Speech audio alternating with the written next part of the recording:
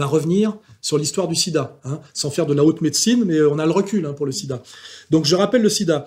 Au départ, le sida est une maladie d'enculés, donc on va le dire poliment, est une maladie d'homosexuels militants de la région de New York et de San Francisco, qui pratiquent deux pratiques extrêmes, qui sont la pratique du backroom, où ils peuvent se faire sodomiser dans une soirée par 100 mecs différents. On est au bout, en fait, de l'époque de ce qu'on appelle la libération sexuelle, et il n'y a pas encore l'effet sida qui est d'un seul coup qu'on terrifie les gens sur la conséquence de la sexualité libre.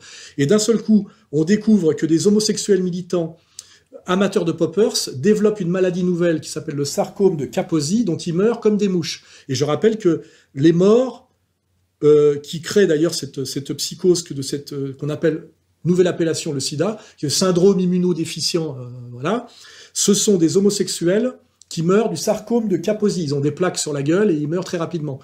Les 41 tout premiers cas d'homosexuels malades signalés au CDC, qui avaient complètement détruit leur système immunitaire, eh bien, l'avaient détruit par intoxication aux drogues et absolument pas par infection transmise sexuellement avec leur virus qui vient du singe. La première drogue en haut de leur liste, c'était le nitrite d'amyle. Et ceci a été démontré, même si censuré, que les plaques rouges du sarcome de Kaposi, première maladie emblématique de cette épidémie de HIV, qui était en fait une épidémie de mensonges, les poppers, l'inhalation, la racine de grid qui est devenue sida, c'est l'inhalation excessive pendant des heures sur les pistes de danse de la drogue des gays. C'est pourquoi c'était des gays, les poppers.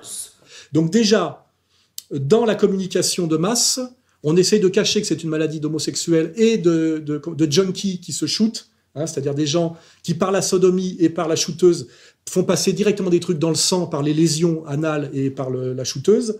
Hein, on cache ça parce que ça reviendrait à montrer du doigt la responsabilité des homosexuels et des junkies, qui sont des marginaux à l'époque. Donc il y a toute une dimension politique de camouflage de ça. Et on élucubre une théorie qui est de dire que le sida est une maladie. Alors, même moi, j'ai du mal à me rappeler, le sida n'est pas une maladie. Le sida est un syndrome immunodéficient qui permet le développement de maladies. Or, ces maladies, selon les régions et selon les catégories sociales, et même selon les époques, ne sont pas les mêmes.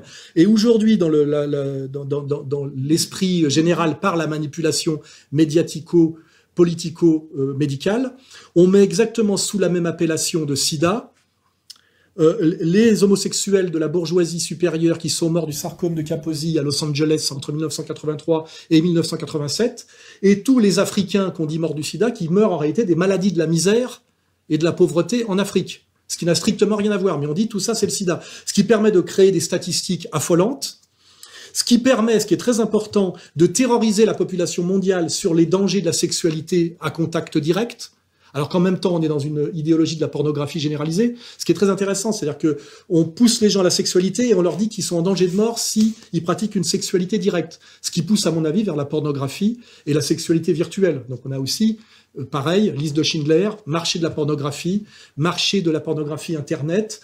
Il y a toujours la même arnaque, hein. Et aussi, même rapport qu'avec le Covid-19, l'idée que vous êtes malade parce que vous répondez positivement à un test, ce qu'on appelle la séropositivité.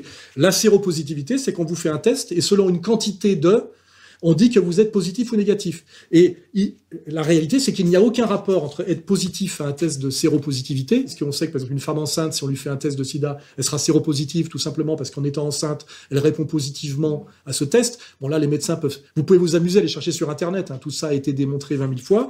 Mais le politico-médical complice vous dit, vous êtes séropositif, donc vous avez en gros le sida en vous, qui peut se développer, et donc vous êtes en danger de mort, donc déjà votre vie bascule dans la menace de mort permanente, un peu comme un type dont on dit qu'il a un cancer, et puis il faut surtout vous soigner, et là on vous colle comme par hasard un médicament qui s'appelle la ZT, qui est un poison mortel avec une tête de mort sur la boîte, dont on a des stocks à ne plus savoir qu'en faire, et on sait aujourd'hui que c'est des énormes scandales, parce que les gens en fait développent, comment dire, un effondrement physique constatable qui est en fait la conséquence non pas de la maladie qui n'existe pas, mais du traitement.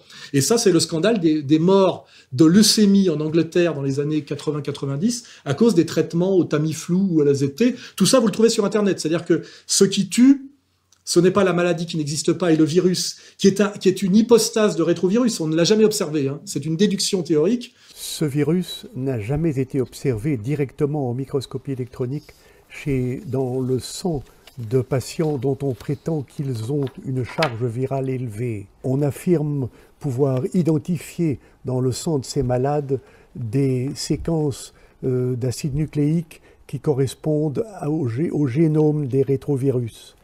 Mais il n'y a aucune corrélation entre ces données-là et l'échec total de tous les efforts qui furent développés pour tenter de démontrer des particules de rétrovirus dans le sang de ces malades-là. Donc le virus n'a jamais été trouvé dans un corps de malade du sida. Il n'a jamais été observé en microscopie électronique dans le sang de malades dont on prétend qu'ils ont une charge virale élevée. Et il faut savoir aussi qu'un virus n'est pas comme une bactérie, n'est pas un être vivant. C'est une enveloppe dans laquelle il y a des morceaux d'ADN et d'ARN, c'est ça. Donc, à partir de n'importe quel morceau de truc, vous pouvez dire que c'est des morceaux de virus. Donc, on est là dans des possibilités d'arnaque, de mensonge ou d'erreur, parce que c'est le problème de savoir si au début, on est sur de l'erreur qui devient un mensonge et un commerce, parce que je pense que le sida, c'est en trois étapes. On cherche, on part sur une piste qui peut sembler cohérente au début, et après, on ne veut pas y renoncer parce que ça permet un business énorme qui, je rappelle, le business du sida. Le SIDAction 2006 est lancé.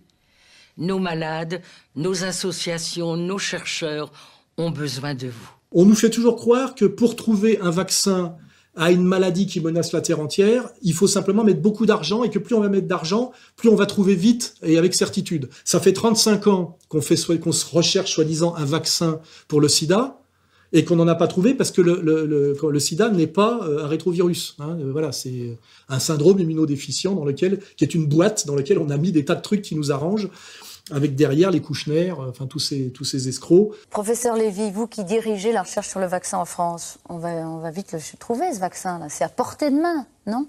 Non, c'est pas à portée de main. Si vous vous rappelez ce qu'on disait en 85, on disait le vaccin dans 3-4 ans, etc. Donc je crois qu'on ne peut pas dire ça. Il faut dire qu'on a fait des progrès. Il faut en même temps dire que la recherche est extrêmement difficile, elle sera très longue.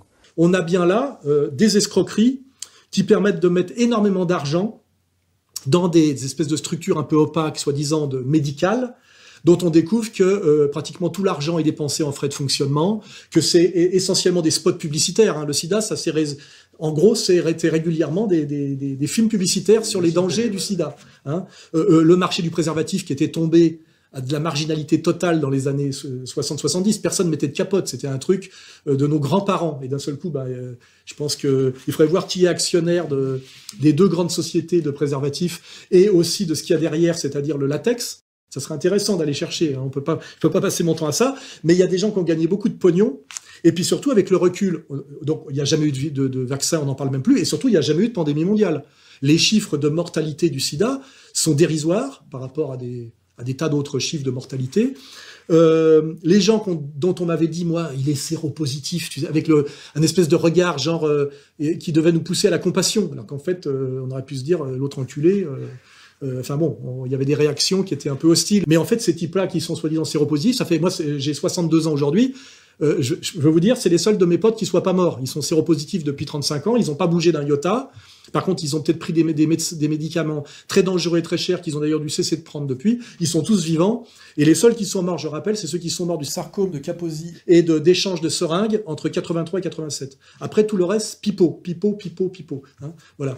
Je vous mets au défi de trouver des gens qui meurent massivement du sida aujourd'hui à cause de leurs pratiques sexuelles. Hein, voilà. Donc, quand on a étudié avec le recul toute l'escroquerie du sida, et je le rappelle, escroquerie politico-médiatique, et qui derrière aboutit à énormément de pognon pour une structure qu'on appelle Big Pharma, que je préfère appeler moi le complexe pharmaco-chimique, qui a beaucoup à voir avec ce qui constitue les noyaux durs du nouvel ordre mondial, avec le complexe militaro-industriel, le complexe agroalimentaire, et sans doute le complexe journalistique mondial, hein, puisqu'on voit aussi, c'est pareil. Si on remonte à l'origine du charity business, c'est-à-dire du mélange malsain du showbiz, qui, en s'appuyant sur des vedettes, font des collectes de masse par la télé pour que le crétin, chrétien, christian, toujours compassionnel, donne de l'argent dans le but que la médecine trouve des remèdes pour des maladies